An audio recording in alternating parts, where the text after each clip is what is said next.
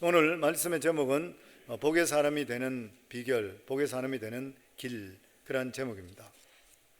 지난주에 저희 회계 연도가 새로 시작되고 또 교회에 새로운 직분자들이 뽑히고 또 헌신하게 되었습니다.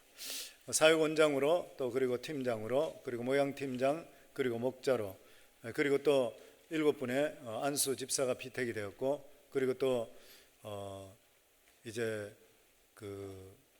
장로, 권사 그리고 집사 여러 가지 직분으로 헌신하고 있습니다. 하나님께 주시는 이 하늘나라 직분은 은으로도 살 수 없고 금으로도 살 수 없는 것입니다.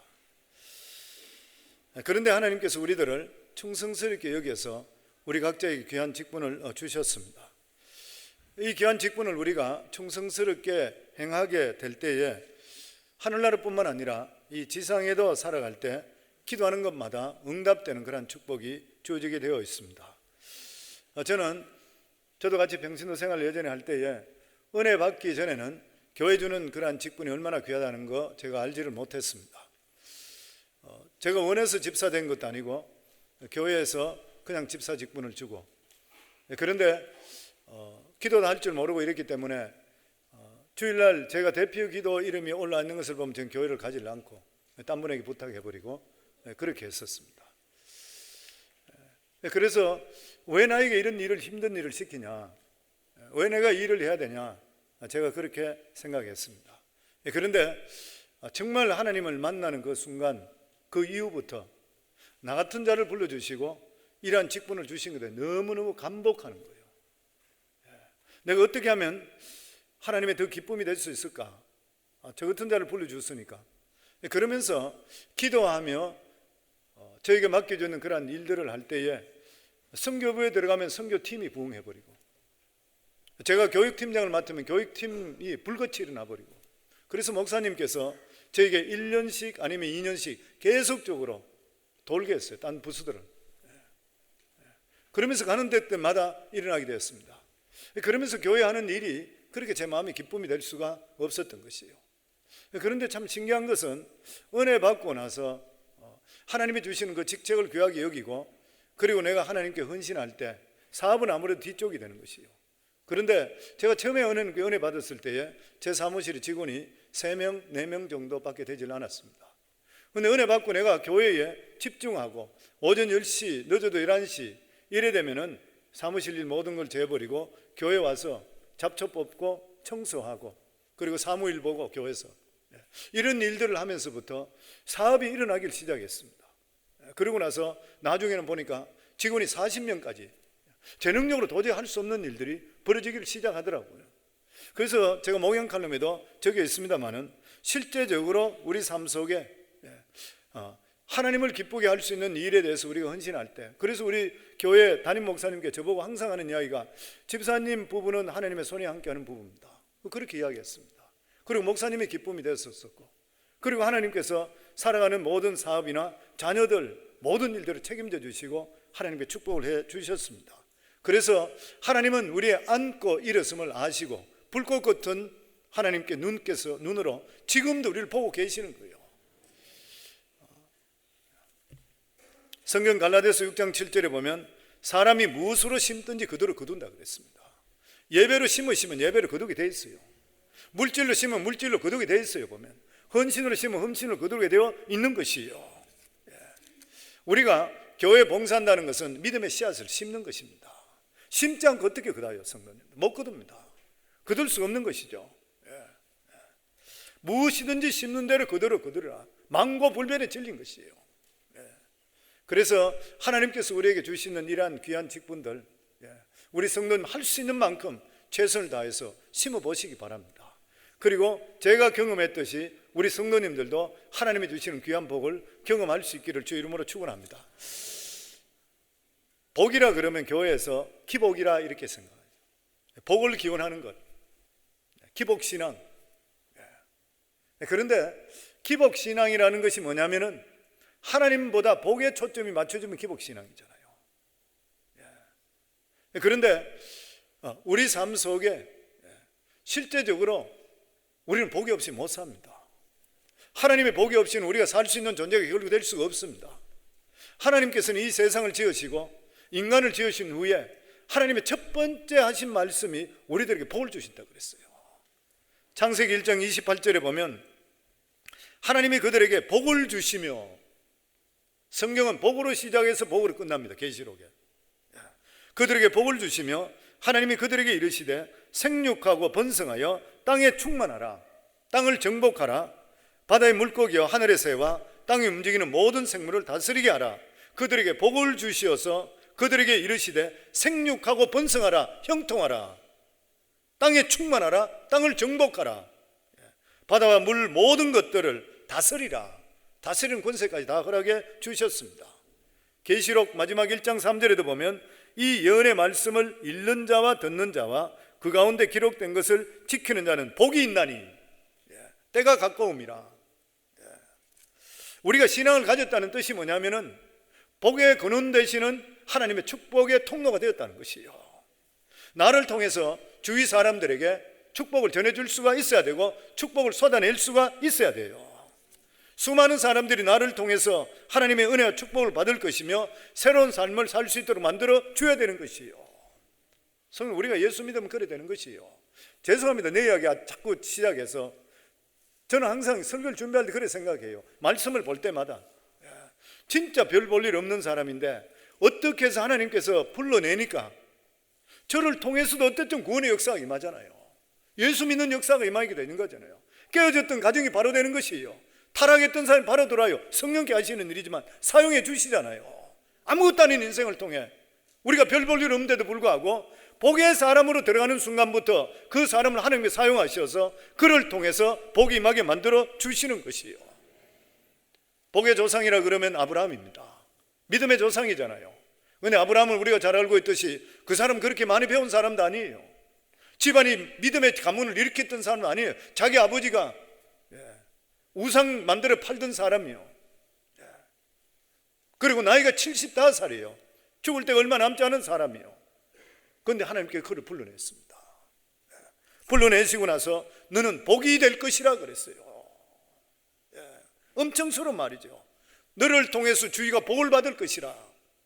창세기 12장 1절에부터 보면 여호와께서 아브라함에게 이르시되 너는 너희 고향 친척 아비 집을 떠나서 내가 내게 보여줄 땅으로 가라. 내가 너로 큰 민족을 이루고 내게 복을 주어 내 이름을 창대케 하리니 너는 복이 될지어다. 성경은 아브라함 자체를 복이라 그랬습니다. 사람이 복이라는 거예요. 성도님, 우리가 복입니다. 우리가 복인 줄 믿으세요? 환경이 복이 아니라 우리가 복이잖아요. 복 있는 환경은 그런 것이 아니에요. 복 있는 사람은 그랬어요. 내가 복으로 바뀌게 되면 주인은 복으로 다 바뀌게 되어 있습니다. 내가 바뀌면 주인은 다 바뀌게 되어 있는 것이요. 복이 환경을 따라오는 것이 아니라 사람 따라온다는 걸 알아야 돼요. 내가 복의 사람으로 바뀌면 주인은 반드시 바뀌고 모든 것이 복으로 변화되게 되어 있다고 하는 것이요. 아브라함이 인격이 훌륭해서 집안이 좋아서 택했습니까? 아니잖아요. 하나님 무조건적인 선택이고 그리고 축복입니다. 아브라함의 의지와 전혀 상관이 없었습니다. 우리도 예수 그리스도 믿고 구원받았는 것 하나님 무조건적인 선택이요. 똑똑해서 된 사람이 있습니까? 여기서 구원받을 만한 자격도 있는 사람 누가 있어요? 아무도 없어요. 모두 다 제 가운데 있고 목회자는 저도 마찬가지요. 별 볼 일 없는 사람이잖아요. 실제로 같이 비교해보면 아무것도 아니에요. 보면은. 그런데 하나님께서 예수 그리스도로 말미암아 구원받게 하시고 그리고 예수 그리스도 접붙여 살도록 만들어 주셨는 것이에요. 우리 삶이 예수 믿고 나서는 우리가 얼마나 예수 그렇게 접붙어 있냐, 이게 중요한 것이에요. 내가 얼마나 예수님과 붙어 있는 삶을 사는 것인가. 붙어 있는 싸움인 것이에요. 붙어만 있으면 복의 사람이 되는 것이에요. 요한복음 15장 5절에 보면 나는 포도나무에 너는 가지라. 그가 내 안에 내가 그 안에 가면 사람이 많이 열매를 맺나니. 우리는 포도나무에 붙어 있는 가지라. 우리 자신들은 자체적으로 열매 못 맺습니다. 뿌리 되는 예수 그리스도께 붙어 있으면 예수님께서 우리를 열매 맺게 만들어 주시는 것이요. 그리고 우리 삶에 예수님과 붙어 있으면 돼. 딴 게 없는 것이요. 어떻게 하면 내가 신앙생활 잘하고 어떻게 하면 주님 옆에 붙어 있을까? 세계 역사를 전부 다 보세요. 세계 역사를 보면 예수 먼저 믿은 나라, 정치, 경제, 문화 모든 사람들이 다 선진국으로 다 이끌어 갔어요. 하나님 모르던 그런 우상 숭배하는 그런 나라들 대부분이 다 후진국 되고 사람들이 천대받아요. 아직도. 하나님은 우리에게 복을 주시면서 우리에게 이 세상에 감당할 수 없는 복을 받아 살게 했습니다. 나를 믿는 백성은 머리가 되고 꼬리가 되지 않고, 나를 믿는 백성은 위에 있고 아래에 있지 않고, 나를 믿는 백성은 나도 복을 받고 더라도 복을 받는다 그랬어요. 약속의 말씀인 것입니다. 우리 모두 믿는 자들은 하나님의 주시는 복의 통로가 되었다는 것이요, 이걸 우리 자신들이 살아가면서 먼저 믿어야 되는 것이요. 그리고 갈라디아서 3장 9절 말씀, 저는 이 말씀 굉장히 좋아하는데 이 말씀이 뭐 이런 말씀입니다. 믿음으로 말미암은 자는 믿음 있는 아브라함과 함께 복을 받느니라. 믿음만 있게 된다면 아브라함에 주셨던 이 귀한 복을 우리에게 허락해 주시는 것이요. 75살에 불러내가 별 볼 일 없는 사람이 하나님께 복을 주시자 유대교의 창시자, 유대교에서 숭배하고 모슬람, 기독교 모든 종교의 근원이 됐던 사람, 대단한 일이잖아요. 세계를 움직이는 것. 하나님께서 복을 주시면 이러한 역사가 임하게 되어 있다고 하는 것이에요. 오늘도 저희는 이 아브라함의 신앙을 통해서 하나님께서 아브라함에게 원하셨던 것이 무엇인가, 어떻게 해서 복의 사람으로 아브라함이 됐는 것인가, 몇 가지만 말씀드리겠습니다. 그 첫 번째가 뭐냐면은 하나님께서 아브라함에게 믿기를 원했던 것이 뭐냐면은 죽은 자도 살리시는 분이 하나님이라, 그걸 믿으라는 거예요. 우리 17절 말씀에 나와 있습니다. 하나님께서 아브라함이 가르치고 싶은 것은 평범한 그냥 하나님이 아니시라 죽은 자를 살리시는 하나님이시라. 하나님께서 왜 아브라함에게 이 사실부터 먼저 배우기를 원했는 것인가? 이 세상에 인간의 힘으로 할 수 없는 일들이 많이 있습니다. 그런데 그 중에서 인간이 가장 절망을 갖다 주는 것이 뭐냐면 죽음의 문제입니다. 죽음만은 절대 해결할 수가 없는 거죠. 아무리 발버둥 쳐도 죽음은 해결할 수가 없는 것이에요. 어제 보니까 선교지에 나와 있는 선교사 한 분이 갑자기 새벽기도 왔어요. 그럼 목사님, 그러면 저한테 찾아왔어요. 어떻게 왔습니까? 그랬더니만 하는 이야기가 미국에 사는 동생이 갑자기 죽었대요. 아니 그 어떻게 그렇게 된 일이 있습니까? 그러니까 2달 전에 다리에 힘이 빠지고 걷는 걸 잘 못 걷고 힘이 없어서 병원에 갔더니만 뭐 원인을 잘 발견하지 못하고 그냥 진통제 주고 또 뭐 이래 뭐 마사지하고 뭐 이런 거로 그냥 했대. 근데 자꾸 사람이 심해지는 거예요. 그래서 병원에 가니까 급히 이머전시로 가라고. 이머전시 가서 전체 MRI 찍으니까 폐암 4기라 그래요. 폐암인데도 다리가 힘이 없어진다 그래요. 그리고 2달 만에 세상 떠나버렸어요. 사람이 살고 죽는 것. 근데 우리 교회 또 권사님 동생은 선교사님이에요.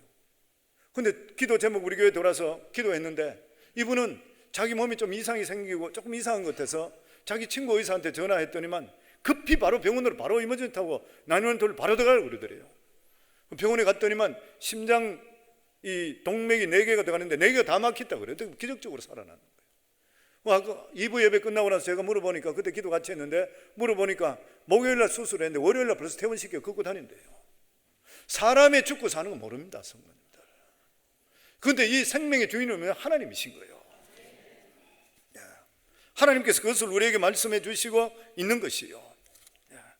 하나님께서 아브라함에게 첫 번째 가르쳐 주는 게 뭐냐면 죽이고 살리는 분은 하나님이시라. 구약에 보면 엘리사를 통해 사람이 살리고 엘리야를 통해 살리고 엘리사를 통해 살립니다. 그리고 신약에 보면 예수님께 죽은 자를 많이 살렸었어요. 죽은 지 나흘 된 나사로를 살려주셨고, 나인성의 과부 아들을 살려주셨고, 야이로의 딸을 살려주셨고, 그런 데 너무 많이 있습니다. 성경은 기적이 수도 없이 기록되어 있어요. 그러니까 요한 사도는 요한복음 21장 25절 마지막 절에 이렇게 적혀 있습니다. 예수께서 행하신 일이 이외에도 많으니 만일 낱낱이 기록된다면 이 세상이라도 이 기록된 책을 2개 부족할 것이라. 수많은 기사와 이적을 일으켰어요, 예수님께서. 그런데 왜 하나님께서 우리에게 기적을 믿으라 그래요? 왜 기적을 믿으라 하면은 이 기적을 우리가 일어난다는 것을 마음에 가지고 있을 때에 절망 속에 희망과 소망을 가질 수 있기 때문이라는 거예요. 그래서 우리 믿는 사람은 어떤 경우 속에 절대 절망할 필요가 없는 것이에요. 왜냐하면 죽은 자도 살리시는 하나님께서 우리 아버지 되시기 때문인 것이에요. 우리 인간으로 해결할 수 없는 이러한 문제를 하더라도 하나님께 내어놓게 되면 하나님께 죽은 자도 살리시는데 못할 일이 없으시다는 것이에요. 그래서 성도님, 우리가 복을 받으시고 진짜 복의 사람이 되려고 그러면 하나님께서 이러한 죽은 자도 살리시는 하나님을 믿으시기를 주 이름으로 축원합니다. 그래야지 우리 삶 속에 역사가 나타나요. 내가 안 되면 안 되는 것이 생각하면 그 사람은 절대로 하나님께 사용할 수 있는 사람이 아닌 것이에요. 그리고 역시 17절에 보면 하나님은 어떤 분이시냐 하면 없는 것을 있는 것까지 부르신다고 그랬어요. 이게 인간과 하나님의 틀리는 겁니다. 하나님은 없는 것을 있게 만들어 주세요. 인간은 있는 것은 있고 없는 것은 없어요. 인간이 어떻게 없는 것을 있게 만드는 것입니까? 그런데 하나님께서 우리들에게 없는 것을 있는 것처럼 훈련시켜서 하나님께서 우리 삶 속에 하나님의 역사가 우리에 일어나도록 만들어 주시는 것이에요. 그렇다면 없는 것을 우리가 어떻게 있게 만드는 것입니까? 이게 바로 꿈과 환상입니다. 우리 속에 가져야 될 것이에요. 이것을 성경에서 우리에게 주시는 귀한 축복의 말씀이 뭐냐면 바라봄의 법칙이잖아요. 굉장히 중요한 말씀입니다. 왜냐하면 히브리 11장 1절에 보면 믿음의 정의에 대해 나와 있습니다. 믿음은 바라보는 것의 실상이라고 그랬어요. 믿음이라는 것은 현장을 보고 나서 말하는 것이 아니라 없는 것인데 내 마음속에 꿈을 꾸고 바라보는 것을 실상으로 나타나게 해주시는 게 믿음이라고 그런 거예요. 이걸 우리가 확실한 믿음의 뜻을 정확히 아셔야 돼요. 믿음은 있는 것을 확인하는 것이 아니라 없는 일인데도 불구하고 내가 꿈을 꾸고 하나님께 기도하게 될 때에 그것이 현실로 나타나게 만들어주는 거예요. 이게 믿음이라는 거예요. 예수님이 똑같이 말씀했습니다. 마가복음 11장 24절에 보면 무엇이든지 기도하고 구하는 것은 받은 줄로 믿어라. 그리하면 너에게 그대로 되리라. 믿으시면 아멘 하시기 바랍니다. 무엇이든지 기도하고 구하는 것은 이미 받은 거로 믿으라. 그리하면 그대로 되리라. 믿음은 바라보는 것이 실상 똑같은 말씀이에요. 똑같은 말씀이잖아요. 믿음을 갖는다는 것은 설령 그것이 미래 일이라 한다 하더라도 이미 이루어진 사실을 바라보는 믿음을 가지고 있어야 되는 것이라. 그것을 창세기 15장에 보면 하나님께서 아브라함을 불러내서 나이가 80 늙은 노인에게 그렇게 말합니다. 아브라함아 나오라. 그러고 나서 밤하늘에 있는 수많은 별들을 보라. 너희 자손이 저 수많은 별과 같이 되리라 그랬어요. 그랬을 때 아브라함이 그때부터 80이 넘어서 그 마음속에 품고 있으면 내 자손이 저렇게 될 것이라. 그리고 100세에 결과적으로 이삭을 낳았습니다. 그리고 하나님께서 우리 속에 꿈꾸면 그대로 이루어준다는 것을 정확하게 보여주신 것이 아브라함의 손자 야곱을 통해 나타납니다. 우리가 잘 알고 있는 사실입니다. 아브라함이 20년 동안 자기 외삼촌 밑에서 거기에서 머슴살이 했습니다. 14년 동안은 두 아내를 얻기 위해서 갑수로 했고 나머지 6년 동안은 싹을 받으면서 했는데 14년 동안 빈털터리로 돼서 고향으로 돌아갈 수 없게 됐을 때에 이 외삼촌이 이야기합니다. 품삯을 정해라. 일을 너무 잘하니까. 그러고 나서 네가 나한테 더 일해라. 그랬을 때 품삯을 정했는 것이 흰 양들 속에서 알록달록한 색깔이 있는 양을 낳게 될 때는 나에게 품삯으로 달라 그랬잖아요. 그리고 지금 여기 양들 중에서 색깔 있는 양은 3일길 멀리 떨주라 그랬습니다. 가까이 오지 않도록. 혹시나 교미하고 이렇게 해서 새끼 낳으면 안 되니까 3일길 멀리 보내라. 그리고 그 새끼 낳는 중에서 알록달록한 것만 나에게 사고로 주세요. 그러니까 이 그리디한 외삼촌은 횡재 만났다 생각했어요. 그래서 좋다고 간추려 맺었던 거예요. 그러고 나서 야곱이 했는 것이 무엇입니까? 창세기 30장 37절에 39절에 이렇게 말합니다. 야곱이 버드나무와 살구나무와 신풍나무와 푸른 가지를 가져다가 그것들의 껍질을 벗겨 흰 무늬를 내고 그 껍질 벗긴 가지를 양떼가 와서 먹는 개천의 물 그 위에 세워 양떼가 오게 하며 그 떼가 물을 먹으러 올 때 새끼를 베니 가지 앞에 새끼를 베미로 얼룩덜룩한 것과 점이 있고 아룽진 것을 낳으니라. 믿으세요? 이거 믿는 사람 대단한 믿음입니다. 저는 그렇게 생각해요. 야곱이 흰 양들만 있는 데다가 물 먹으러 오는 개천에다가 신풍나무, 단풍나무, 버드나무에다가 칼로 가지고 얼룩지게 만들었어요. 이렇게 깎아놨어요. 그리고 건강하고 튼튼한 것들마다 그쪽으로 몰아갔어요. 그리고 그것을 먹고 나서 새끼를 낳았는데 알록달록 나와버렸어요. 상식적으로 맞습니까? 상식적으로 절대 이해 안 돼요. 믿음으로 받아들이면 절대로 이해 못합니다. 저는 예전에 예수 믿을 때 동정녀가 애를 낳았다든지 무리를 그렸다든지 아니면 이런 내용이 절대로 안 믿어졌습니다. 말도 안 되는 소리라고 그랬습니다. 그런데 성령 받고 나니까 믿어졌더라. 하나님의 은혜가 임하니까 한마디 한마디 다 믿어지는 거예요. 그리고 실질적으로 어떻게 됐어요? 야곱은 나중에 자기 외삼촌보다 더 거부가 되어버렸습니다. 왜냐하면 낳는 것, 건강한 것들마다 비리비리한 것은 흰 것 낳고 건강한 것들마다 알록달록 나와버렸어요. 그러니까 나중에 6년 후에는 야곱이 외삼촌보다 더 부자가 되어버렸습니다. 누가 하신 일이요? 하나님 하시네요. 그러면서 하나님께서 우리 믿는 자들에게 믿음의 조상 아브라함을 통해서 이삭과 야곱을 통해 굉장히 중요한 말씀입니다. 우리가 어떤 꿈을 꾸고 어떤 생각을 안 했다는 인생이 거기에 정해진다는 거예요. 내 삶 속에서 패배적이고 부정적인 이러한 꿈을 계속적으로 꾸고 내가 가난하게 되고 별 볼 일 없고 생각하게 되면 반드시 그렇게 돼 있다는 거예요. 그 대신에 내가 내 자신은 할 수 없지만 하나님 께서 함께 하심을 통해 내가 모든 것을 할 수 있다고 생각하고 승리의 꿈, 부여의 꿈을 꾸는 그런 사람은 똑같이 그렇게 되게 되어 있다고 하는 것이에요. 왜냐하면 이것은 자연의 법칙뿐만 아니라 영적인 법칙 속에도 같은 종류는 같은 길이 모여요. 이게 예전에 우리가 많이 읽었던 책, 제가 자주 이야기했던 시크릿이라는 란다 여사가 좀 시크릿, 그거 나와 있잖아요. 보면 이 베스트셀러라고 막 대단하다고 하는데 이 말씀이 여기 딱 이 한 가지 말씀입니다. 끼리끼리 모인다. 이 세상의 모든 것들은 끼리끼리 모이게 돼 있다. 그래서 우리가 입술로서 부정적인 말하고 부정적인 생각하는 통해서 이 세상의 모든 부정적인 양자들이 다 몰려온다는 거예요. 긍정적인 생각하면 긍정적인 것이 다 몰려와서 실체로 이루어져 버린대요. 그게 시크릿에 나와 있는 말씀, 성경에 나와 있는 말씀, 아주 심플한 이 말씀인 것이에요. 이것 때문에 전체 베스트셀러 부의 비밀을 풀었다 그래요. 그게 제목이 부의 비밀. 이 세상에 잘 살고 싶은 사람 부의 비밀을 푸는데 그게 뭐냐면 긍정적이고 우리 삶 속에 살아가는 삶에 생각을 달리하면 부가 오게 돼 있다는 그 말이거든요. 그래서 우리 삶 속에 긍정적인 생각, 긍정적인 태도, 긍정적인 꿈 꾸는 거 너무나도 중요해요. 나는 할 수 있다, 나도 승리할 수 있다는 사람과 나는 안 된다, 나는 패배한다, 이런 말은 그 하는 사람은 그 자기가 했는 말대로 그대로 얽히게 되어 있는 것이요. 그래 잠언 6장 2절에 보면 내 입의 말로 내가 얽혔으며 내 입의 말로 인하여 잡히게 되었다. 부정적인 말로 잡히면 부정적인 일이 생기게 되어 있었고 긍정적인 이야기를 하면 긍정적인 일이 생기게 되어 있다고 하는 것이에요. 특별히 성도님 교회에 이번에 팀장들도 세고 사역원장들도 쓰고 뭐 목자들도 있고 뭐 여러 가지 다 있습니다만은 리더들에게 가장 중요한 것이 뭐냐면 긍정적인 사고입니다. 긍정적인 말인 것이에요. 성도님 생각해 보세요. 내가 교회 담임 목사인데 제가 여기 강단에 설 때마다 한숨 푹푹 쉬고 부정적인 말 해보세요. 성도들이 어떻게 되겠습니까? 초토화되어 버립니다.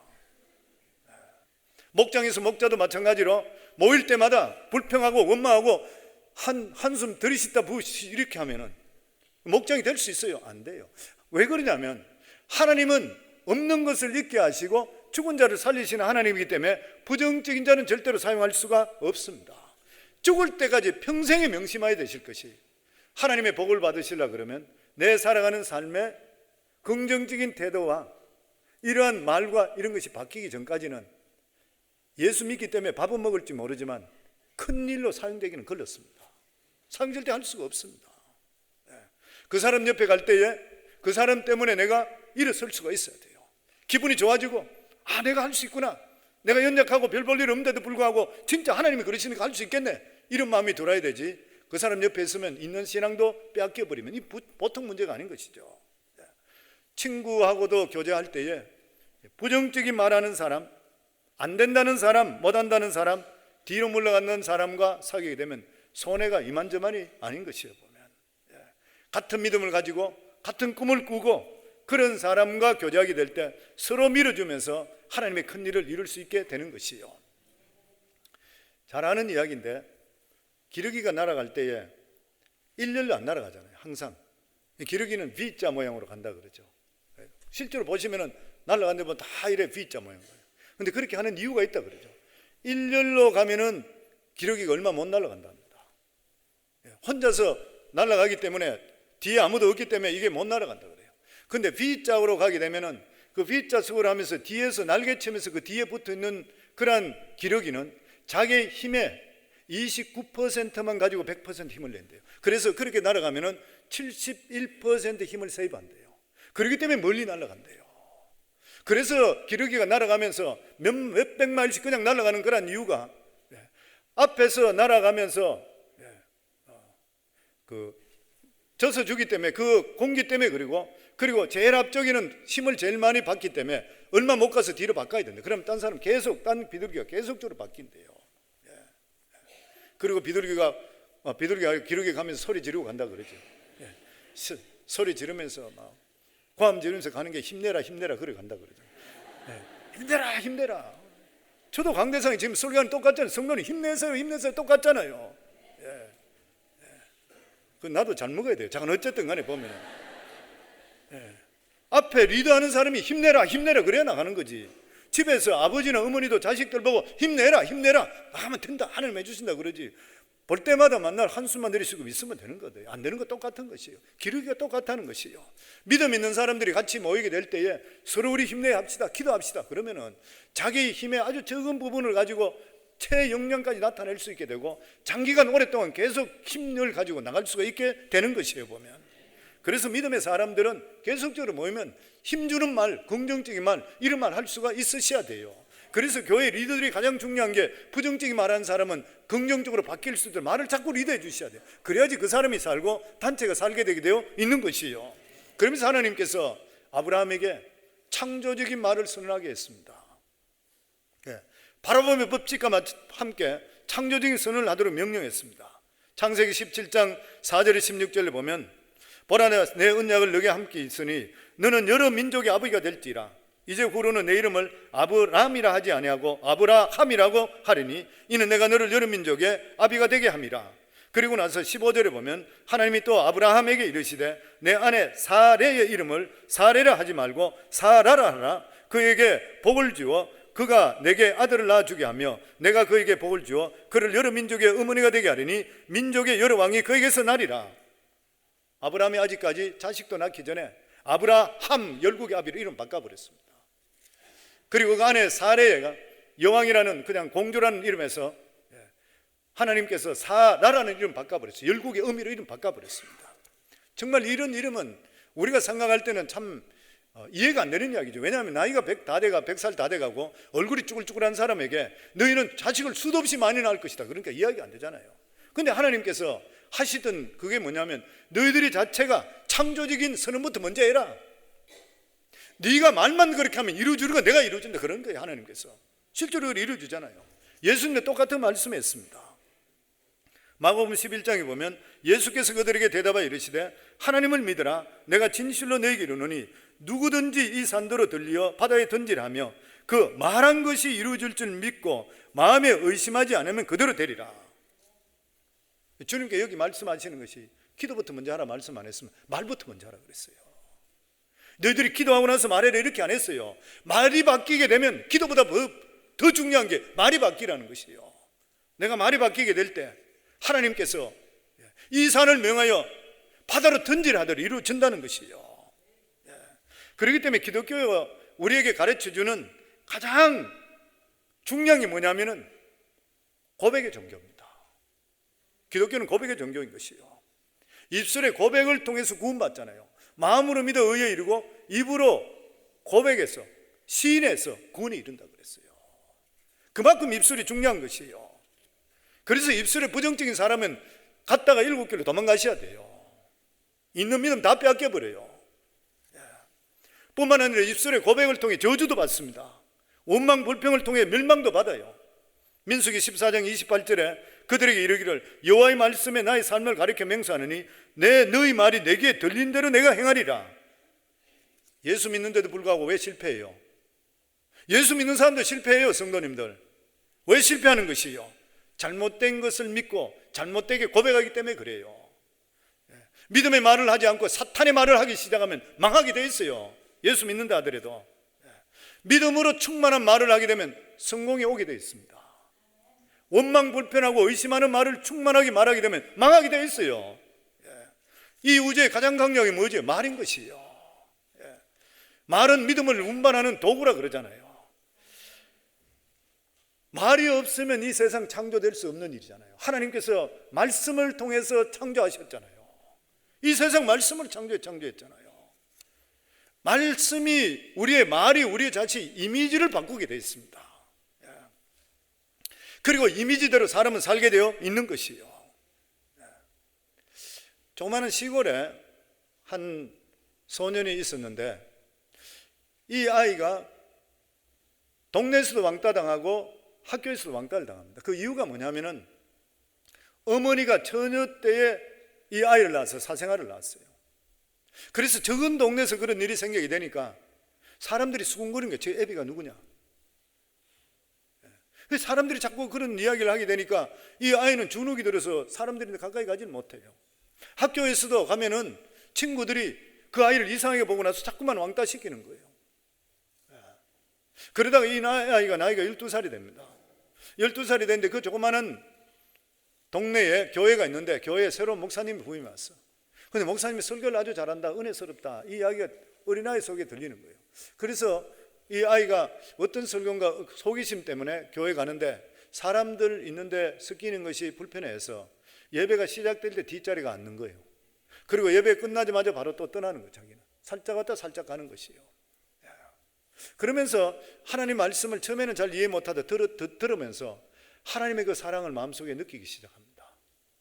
그런데 목사님께 설교하다 보니까 그 적은 교회니까 시골이니까 오는 게 반할 거 아니에요. 이렇게 보는데 아이가 하나가 보면 적은 아이가 항상 왔다가 예배 시작하고 나면 들어왔다가 끝나자마자 없어져 버리는 거예요. 그래서 저 애가 대관절 누구냐? 그래서 사람들한테 물어보니까 사생아로 태어났고 아비가 누군지 모르고 동네에서 좀 그렇게 사람들한테 그래 받고 있다 이렇게 이야기했던 거예요. 그래서 어느 날 무슨 잔치나 이렇게 큰 교회 행사가 있어서 했는데 역시 이 아이가 왔던 거예요. 왔다가 예배 끝나고 왔는데 사람들이 갑자기 몰려가는 바람에 빨리 못 나오고 어른들 속에 틈새에 밀려가 나가고 있었어요. 이 아이가. 근데 갑자기 누가 자기 어깨를 탁 잡습니다. 너는 누구야? 아버지가 누구니? 그리고 깜짝 놀라서 뒤돌아보는 거예요. 뒤돌아오니까 목사님이에요. 목사님이 사랑스러운 눈으로 보면서 네 얼굴 보니까 생각나는 분이 있다. 네 아버지가 하나님이시구나. 딱 그 한마디입니다. 아버지가 하나님이시지. 그 소리 듣는 순간에 이 아이는 인생이 바뀝니다. 완전히 그때부터 내가 사생아가 아니고 내 아버지는 하나님이시구나. 그때부터 이 아이는 자신 있게 되고 생각이 바뀌게 되고 긍정적으로 바뀌기 시작합니다. 그리고 이 사람이 나중에 테네시주의 주지사로 2분까지 했는 벤 후프라는 사람이 되었습니다. 그러면서 그가 이렇게 고백했습니다. 주일 예배 후에 목사님께 제게 하신 그 한마디가 내 인생을 완전히 바꿔놨다 그랬습니다. 말에 이런 능력이 있는 거예요, 성도님들. 그래서 긍정적으로 말씀하셔야 되고 그래서 사람을 살려야 돼요. 성도님 일어나도 그냥 있으면 별 볼 일 없이 사회적으로 문제가 될 아이를 한마디 말 때문에 인생이 완전히 바뀌는 것이에요.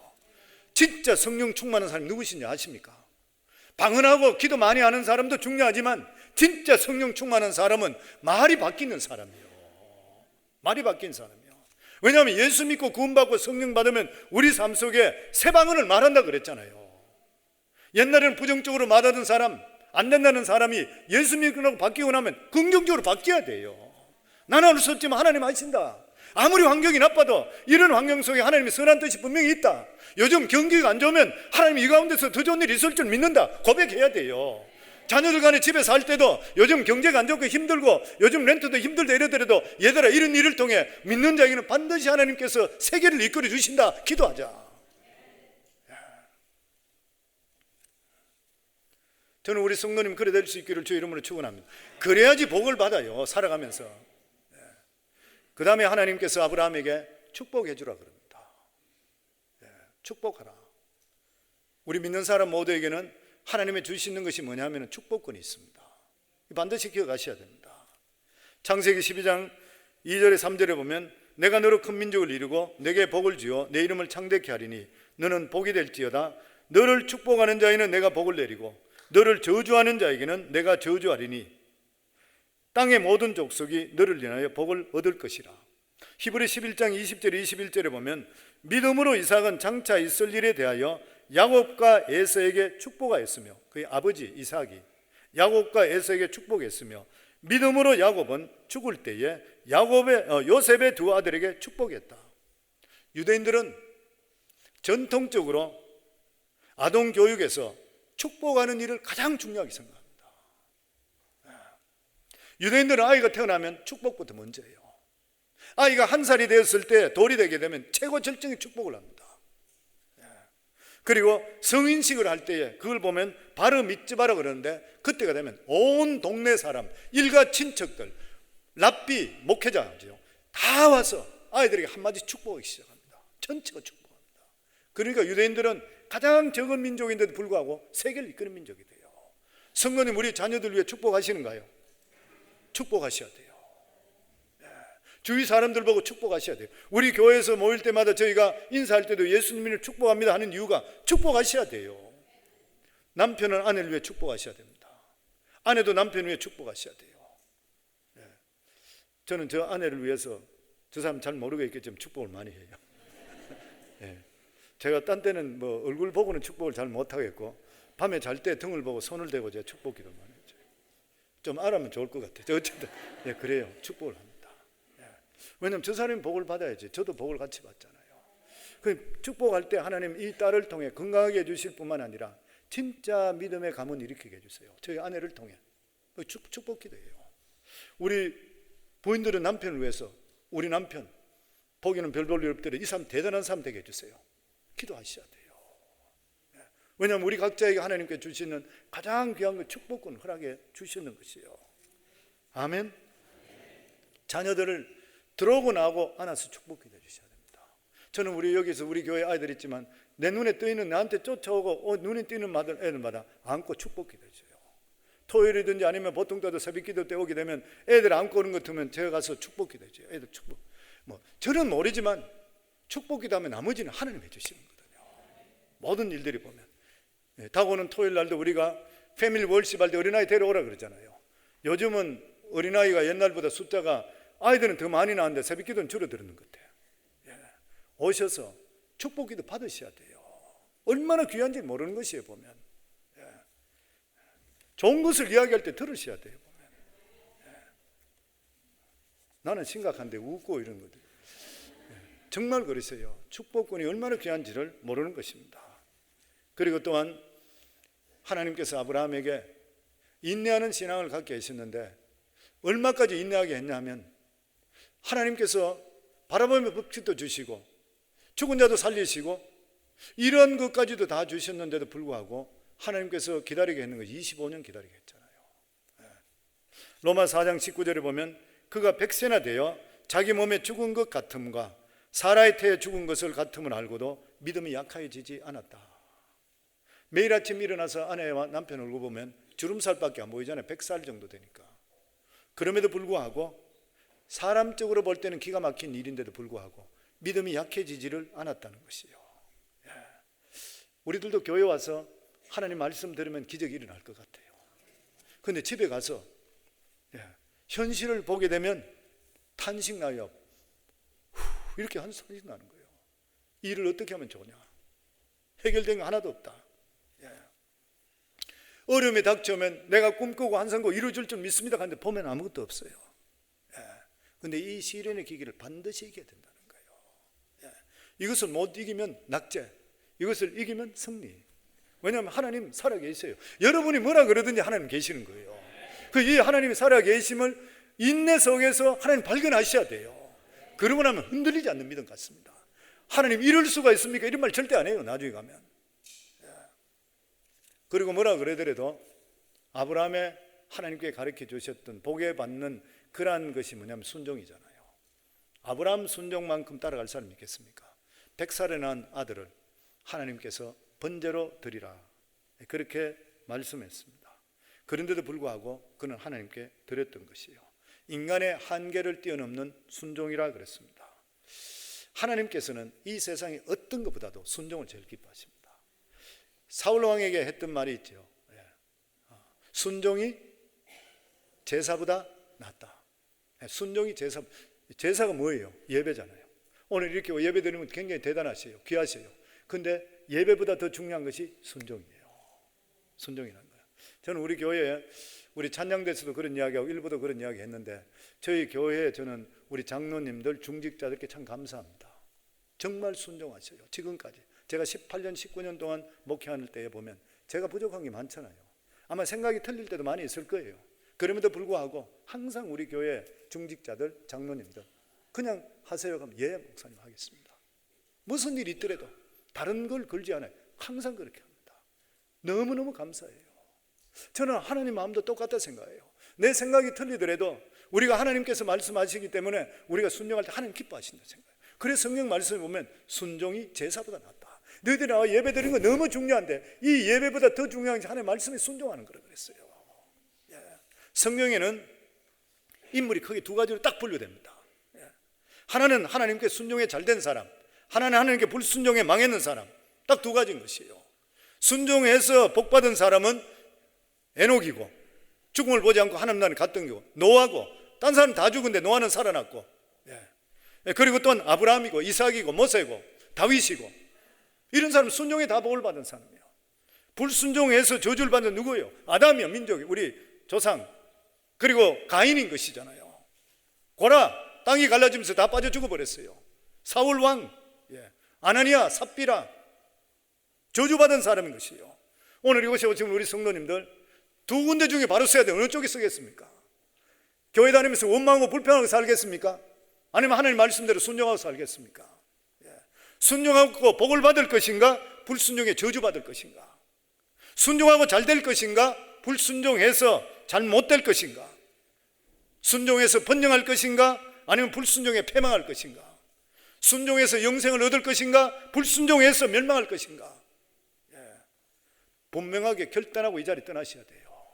저는 우리 성도님 모두 다가 순종해서 하나님이 주시는 이러한 귀한 복을 받기를 주 이름으로 축원합니다. 저는 우리 오시는 우리 교회 성도님 모두 다가 예수 그리스도로 말미암아 구원받은 하나님 자녀들은 아브라함의 복을 받는다 그랬으니까 오늘 이 시간에 죽은 자를 살리시는 하나님, 능치 못함이 없으신 하나님이 내 하나님이신 것을 끊임없이 고백하기를 주 이름으로 축원합니다. 없는 것을 있게 하시는 하나님, 내 마음속에 꿈으로 영롱하게 꾸시고 이루어질 때까지 계속적으로 기도하셔야 돼요. 저는 지금 목회하고 있으면서 아직 이루어지지 않는 것에 대해서 계속적으로 기도합니다. 교회 건축도 하는 일 때문에도 제가 다 이루어졌는데 안 이루어진 그 부분들이 있어요. 그걸 이루어달라고 기도. 우리 제자반에 제가 이야기했어요. 기도하고 있어요. 하나님께서 하시면 이루어진다는 걸 믿기 때문인 것이에요. 그리고 우리 입술에 긍정적이고 창조적인 고백이 끊임없이 나와야 돼요. 혹여나 주위에서 부정적인 사람이 있거든 도망치세요. 도망 안 치면 내 있는 조금 남은 영역까지 다 빼앗겨버려요. 아멘. 아멘. 우리 한 번 더 아멘. 아멘.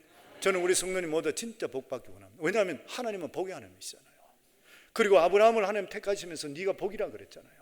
그리고 네가 아브라함과 같은 믿음을 가지면 네도 똑같이 복을 받는다 그랬잖아요. 저는 우리 성도님 모두 다가 이러한 하나님의 주시는 귀한 복을 받아 생육하고 번성하고 복된 가문, 복된 축복이 다 임할 수 있기를 주 이름으로 축원합니다.